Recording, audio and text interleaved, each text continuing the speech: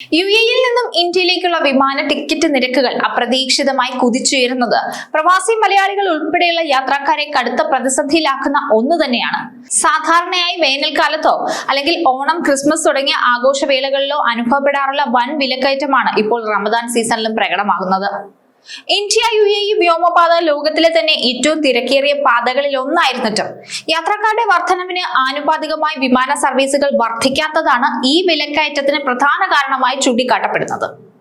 ശരാശരി 25% വരെ നിരക്ക് വർദ്ധിച്ചത് സാധാരണക്കാരായ പ്രവാസികളുടെ നാട്ടിലേക്കുള്ള യാത്രകളെയും കുടുംബ ബജറ്റിനെയും ഒക്കെ ബാധിക്കുന്ന കാര്യം തന്നെയാണ്. യുഎഇയിൽ നിന്നും ഇന്ത്യയിലേക്കുള്ള വിമാന ടിക്കറ്റ് നിരക്കുകൾ ഈ സീസണിന്റെ സമയമാകുമ്പോൾ സാധാരണഗതിയിൽ എപ്പോഴും കുതിച്ചു വരുന്നതാണ്. വർഷങ്ങളായിട്ട് അങ്ങനെ ഒരു പ്രവണതയുണ്ട്. അത് ഇന്നും ഇന്നലെയും ഒന്നും തുടങ്ങിയതല്ല. നിലവിൽ ടിക്കറ്റ് നിരക്കിൽ ശരാശരി 25% വരെ വർധനവെന്നുള്ളത് പ്രവാസികളെ സംബന്ധിച്ചിടത്തോളം ഇത്തിരി വലയ്ക്കുന്ന കാര്യമാണ്. വേനൽക്കാലം, അവധിക്കാലം പോലുള്ള തിരക്കേറിയ സീസണുകളിൽ ഉയരുന്ന അതേ നിരക്കാണ് ഇപ്പോൾ ഉയർന്നിരിക്കുന്നത്. മറ്റ് അന്താരാഷ്ട്ര റൂട്ടുകളെ അപേക്ഷിച്ച് ഇന്ത്യയിലേക്കുള്ള യാത്രക്കാർക്കാണ് ഈ നിരക്ക് വർധന ഏറ്റവും കൂടുതൽ തിരിച്ചടിയാകുന്നത്. നമുക്കറിയാം, ഇന്ത്യ യുഎഇ റൂട്ട് ലോകത്തിലെ ഏറ്റവും തിരക്കേറിയ 5ാമത്തെ വ്യോമപാതയാണ്. 2026 ഫെബ്രുവരിയിലെ കണക്കുകൾ അനുസരിച്ച് ഏകദേശം 20.8 ലക്ഷം സീറ്റുകളാണ് ഈ റൂട്ടിൽ ലഭ്യമാക്കിയിട്ടുള്ളത്.